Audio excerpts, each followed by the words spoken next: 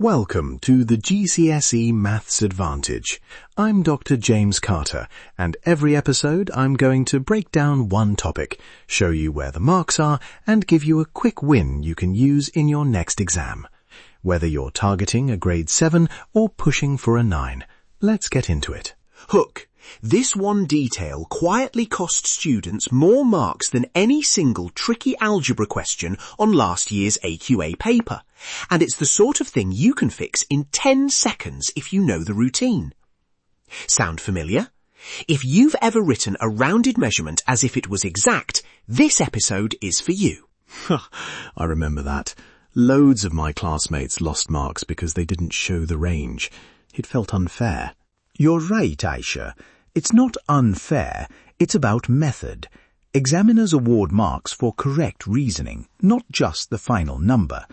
Today we're going to demystify bounds and error intervals so you can write answers the examiner actually wants to mark. Let's work through this step by step. First, what do we mean by bounds? Plain English, a bound is an upper or lower limit, the highest or lowest value a measurement could be, given rounding or measurement accuracy. If a length is written as 3.2 centimetres to 1 decimal place, the true length could be a bit smaller or a bit larger than 3.2 centimetres. That's where bounds come in. So is 3.2 actually 3.20 exactly? Or is it anything between 3.15 and 3.25? Good question. For 1 decimal place, we use the half interval rule. 3.2 means the true value is 3.15 less than or equal to x less than 3.25. Notice the lower bound is 3.15 and the upper bound is 3.25, and we typically write the lower bound as inclusive and the upper bound as exclusive. Say it with me. Half interval notation, lower inclusive, upper exclusive. This avoids overlap when numbers are rounded in different ways. Why exclusive on the upper then? It feels awkward to say less than 3.25 rather than less than or equal to. It's subtle but useful. When you round to 1 decimal place, 3.25 would round to 3.3, not 3.2. So the true value cannot be 3.25 and still be written as 3.2. So we write x less than 3.25. Habit to write lower bound with less than or equal to and upper bound with less than. That keeps everything clean in exams. Next, absolute versus relative error, briefly. Absolute error is the actual difference in units. For 3.2 to 1 decimal place, the absolute error is plus or minus 0.05. Relative error is that absolute error divided by the value, a percentage. For GCSE bounds questions, you'll mostly need absolute error, the plus or minus amount, so don't overcomplicate it unless the question asks for percentage error. Now, why do bounds matter for area and volume? Because errors can compound. If a rectangle has length 3.2 centimetres and width 2.4 centimetres, their upper bounds multiply to give the maximum possible area, and their lower bounds multiply to give the minimum possible area. But watch the notation. You must apply the half intervals correctly. Let's do it step by step. Can we do a worked example? That always helps. Absolutely. Example. Length equals 3.2 centimetres, 1 pp. Width equals 2.4 centimetres, 1 pp. Step 1. State bounds. Length 3.15 less than or equal to L less than 3.25. Width 2.35 less than or equal to W less than 2.45. Step 2. Multiply to find area bounds. Minimum area equals 3.15 multiplied by 2.35. Maximum area equals 3.25 multiplied by 2.45. Step 3. Calculate values, don't round prematurely, and then state the area interval using the same half interval convention. That's the method the examiner wants to see. Write it down, don't just think it.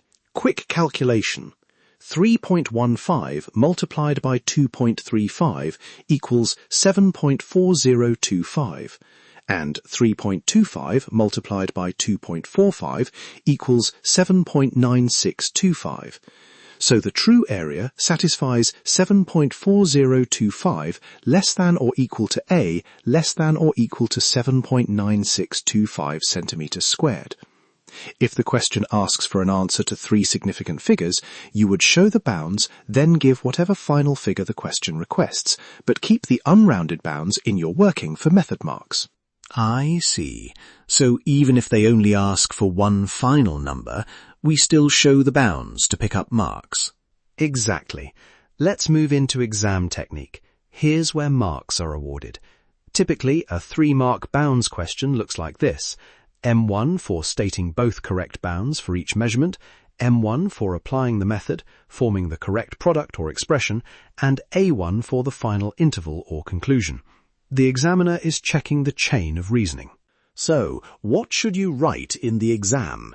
Use these exact lines where helpful. Length is less than or equal to 3.15, which is less than 3.25. Width is less than or equal to 2.35, which is less than 2.45. Minimum area is 3.15 times 2.35 equals 7.4025.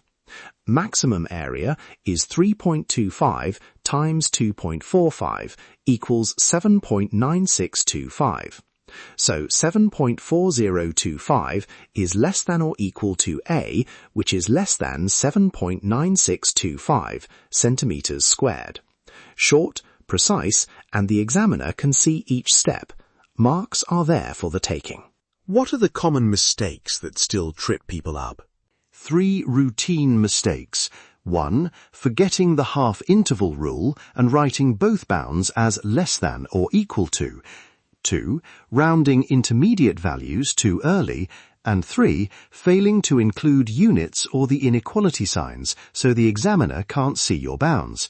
Each of those can lose method marks even if your final number looks close. Now, the quick win. A 10-second habit you can use on every bounds question. Do this every time. State the lower and upper bounds explicitly with the half interval. Include units and write the expression you will use to find the quantity asked, e.g. min equals lower times lower and max equals upper times upper. Memory cue, bet. Bounds, expression, tidy answer. Say it silently before you start a bounds question. BET. That's easy to remember. And check by substituting the bounds back in?